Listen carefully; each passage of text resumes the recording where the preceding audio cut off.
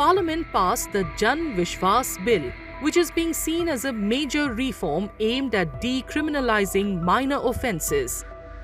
As per analysts, the bill simplifies compliance rules across sectors and reduces the burden on the judicial system. It lowers the risk of jail for small technical or procedural lapses, replacing them with monetary penalties. A total of 784 provisions across 79 central laws have been amended, with over 1,000 offences rationalised through the legislation. There are 5 crore pending court cases relating to such minor offences, majority of which should never have gone to court, never have made a person a criminal offender, as is done today.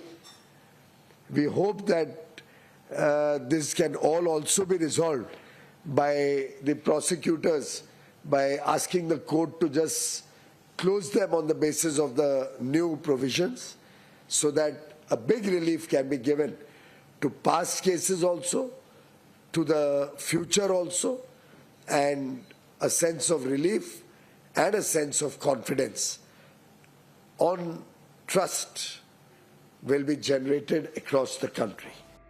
The changes focus on penalizing procedural and non-serious violations through fines, while retaining strict action for offences that impact public health and safety.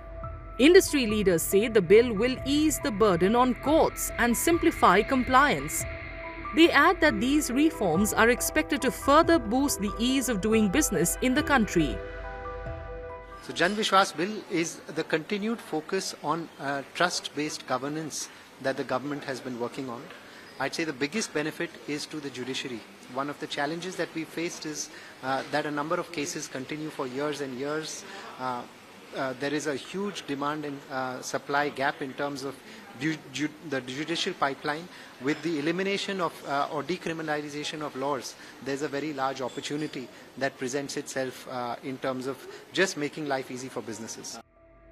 As per the government, the bill marks a shift towards a trust-based regulatory system.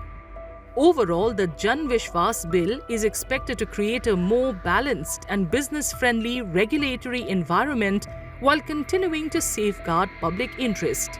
The bill is likely to be particularly beneficial for small and micro businesses, which form the backbone of the Indian economy.